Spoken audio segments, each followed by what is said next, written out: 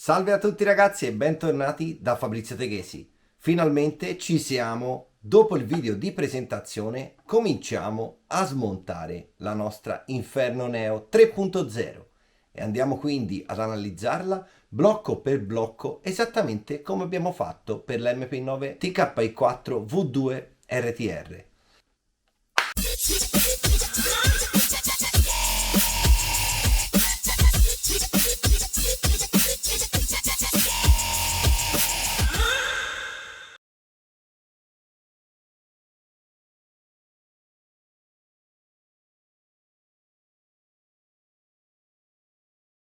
Eccoci ragazzi, adesso affrontiamo il retrotreno della Inferno Neo 3.0.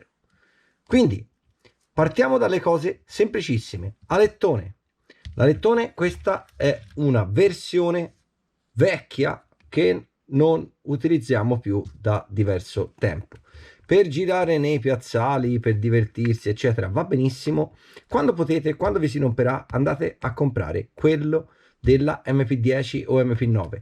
Gli attacchi sono esattamente compatibili, cambia che avrete due profili aggiuntivi sul posteriore, quindi qua in alto, che vi daranno più tenuta al momento necessario, quindi insomma potrete installarli come non installarli, e cambia che queste queste parti laterali dell'alettone saranno molto più grandi e molto più alte, e questo vi darà tenuta laterale. Quando chiaramente la macchina vorrà scodare avrete più ala da questo lato e ovviamente anche dal lato opposto, e quindi avrete più tenuta generale. Un'altra modifica importante, e anche questa molto economica, si sta parlando di neanche 6 euro, sono queste rondelline. Queste rondelline qua le trovate in plastica, mentre in tutte le macchine da competizione sono in Ergal.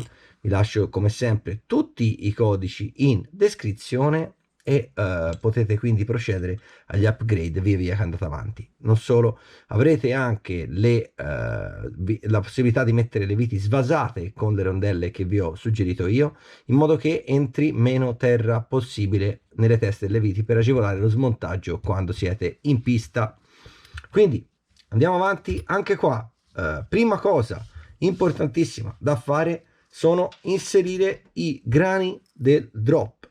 L'ho detto anche per l'avantreno, li metterete qua e servirà a preservare gli ammortizzatori dallo strappo degli Uniball inferiori.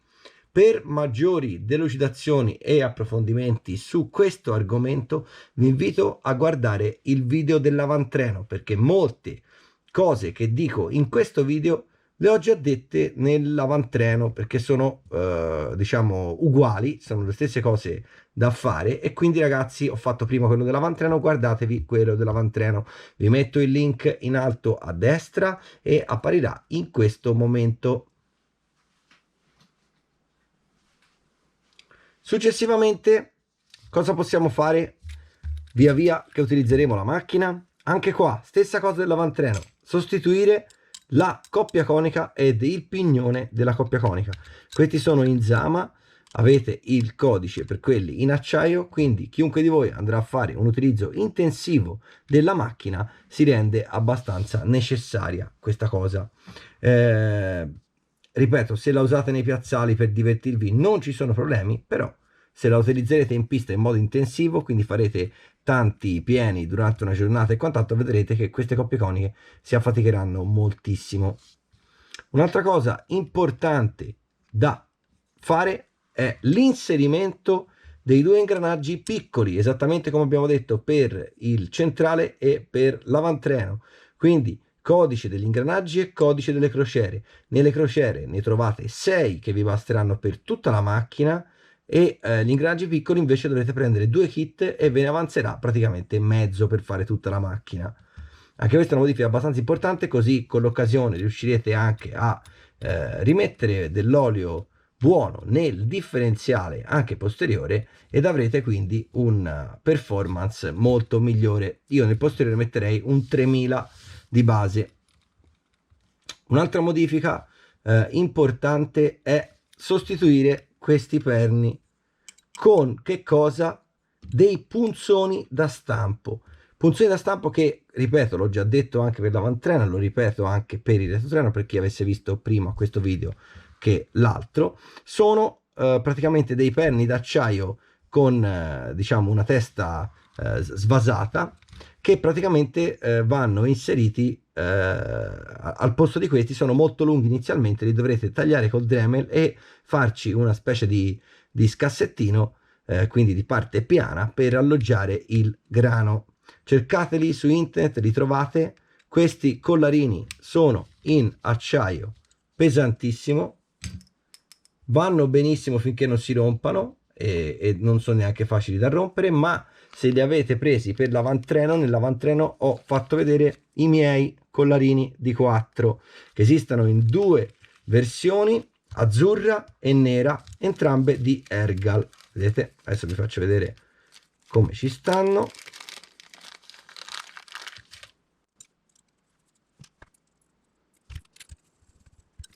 Vedete? In ogni sacchetto ce ne sono 5, quindi ci fate tutta la macchina e ve ne avanza uno. Altra cosa importante è l'installazione delle barre anti-rollio. Anche qua io ho fatto un grande discorso sul l'avantreno, lo ripeterò per sommi capi. Chi volesse vederlo in modo totale lo vada a vedere nel video dell'avantreno, che vi metto il link sempre in alto a destra ed in descrizione, quindi potrete vederlo in entrambi i posti. Allora, avete due strade quando mettete le barre antirollio, che ripeto, per andare in pista sono necessarie. Prima strada è comprare il kit previsto per questa macchina. Chiaramente cosa voglio fare? Io cerco sempre di dare un'alternativa che possa traghettare gli utilizzatori di una macchina RTR verso una macchina da competizione, o comunque, come in questo caso avete la Neo 3, che è la versione entry level di Kyosho, magari in futuro potreste pensare di acquistare la TKI4 V2 RTR. Ecco, in entrambi i casi, quindi sia che acquistate la TKI4 V2 RTR, sia che acquisterete la MP9 o MP10 in versione kit, quindi da competizione, vi tornerà utile prendere questo codice, che sono il kit Uniball di tutta la macchina per fare le barre, quindi davanti e dietro avete tutto il necessario. Ripeto, andate a vederlo sul video dell'avantreno di questa macchina, e prendere le barre della MP9 ed MP10, che hanno due piegature, non una piegatura singola, quindi non sono fatte, diciamo così, come le barre di questa macchina, ma hanno doppia piega praticamente, quindi fanno una piega iniziale e un'altra piega. Ve la faccio vedere, eccola qua. Quindi andrete a installare questa qua e successivamente con gli Uniball, il kit Uniball che diciamo vi linkerò in descrizione, avrete appunto tutti gli attacchi. E non solo, queste barre esistono per il retrotreno di 2,3, 2,4, 2,5, 2,6, 2,7, 2,8, 2,9 e 3 mm. Quindi avrete molta più scelta rispetto che le 3 singole barre che vi forniscano per questa macchina. E non solo, qualunque barra comprerete non avrete il problema di doverla magari accantonare quando cambierete macchina, perché sono le stesse, ripeto, sia che comprerete una MP9 TKI4 V2 RTR step successivo, oppure direttamente una MP10 da gara. Quindi secondo me chi prevede di continuare con questo hobby è una modifica più giusta fatta in questo modo qua. Un'altra cosa importante da sostituire sono questi due perni con le viti. Qui potete mettere vite e controdado a misura, chiaramente, quindi non mettete una vite lunga così con il dado qua giù in fondo, perché è veramente brutta, quasi più brutta che questo pernio qua, che già è brutto, sinceramente, senza filettatura che spunta così tanto. Mettete la vite precisa, quindi lunga, precisa, come che vi lasci lo spazio per mettere un dado autobloccante, il dado autobloccante dal lato opposto. Qui non avete problemi perché scorre su Uniball, quindi va bene anche la vite. Mentre nella parte inferiore qui avete un pernio che si filetta su questa parte di braccetto qua. Ripeto, io non ho trovato nessuna compatibilità con nessun pezzo della MP9 da gara o dell'MP10 da gara. Anche qua, se volete, punzoni da stampo di 3 mm, perché qui è 3 mm, mentre sulla macchina da competizione sia MP9 che MP10 era 3,5 mm. In questo caso dovete prendere i punzoni da stampo di 3 mm, vedranno lunghi così, li andate a tagliare leggermente più lunghi, quindi qui ad esempio lasciate lo spazio per poter inserire un collarino fatto come questo o come questo, soltanto che di 3 mm, quindi più piccolo, e andate a fissare questo pernio in quest'altra maniera invece che con la filettatura.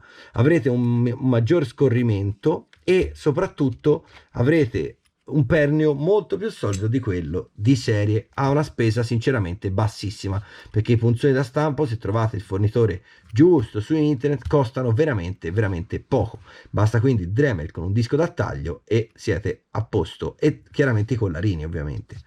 Qua un'altra modifica che potete fare è prendere un'altra di queste piastrine identica, andare a fresarla sotto pari, quindi levando questo dente, per capirsi fresarla qua, e accoppiarla a questa con le stesse viti, e fare chiaramente, mettere chiaramente i collarini più lontani, che possono ospitare anche la seconda piastrina. Perché questo?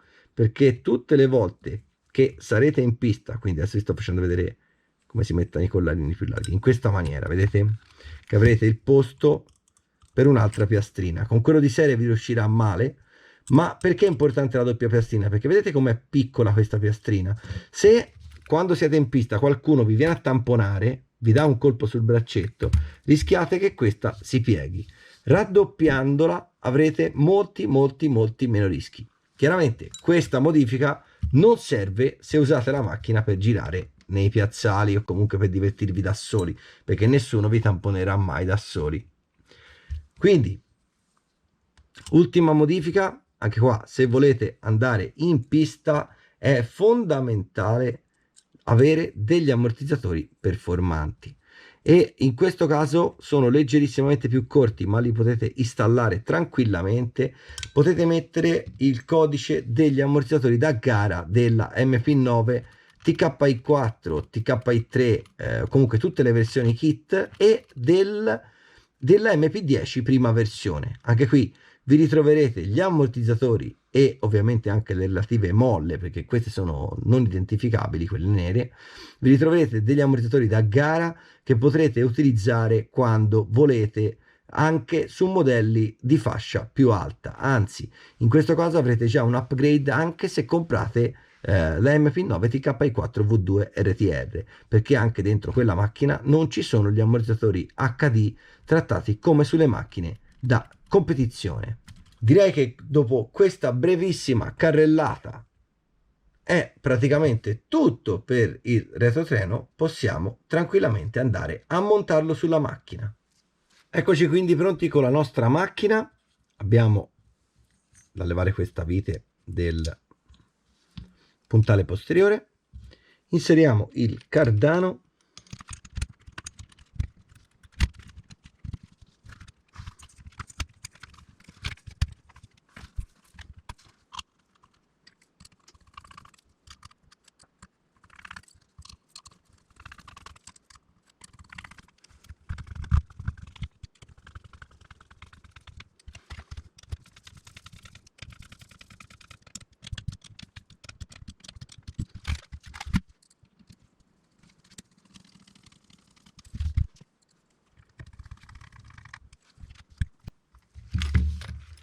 un'ultima modifica per il retrotreno. Vedete che qua praticamente la plastica della piastra di convergenza posteriore è a filo con il telaio. Qui, se avrete dei consumi anomali, rischiate che praticamente qualcosa tipo i classici chiodi di fissaggio dei corrugati nelle piste, o comunque un piccolo qualunque cosa trovate in pista, vi potrebbe strappare la piastra posteriore. Quindi qui dovrete fresarla in modo da fare il pari con la piastra, quindi da creare uno scalino sul telaio. Quindi levargli praticamente questo spessore qua. Vediamo se riesco a inquadrarvelo. questo spessore qua. Vedete, levarglielo tutto in modo che praticamente rimanga a sbalzo il telaio, esattamente come è nelle macchine da competizione. Abbiamo fatto una ottima carrellata di questa macchina, rimane il montaggio degli ammortizzatori, la scocca e diciamo un presetting generale da dopo le modifiche.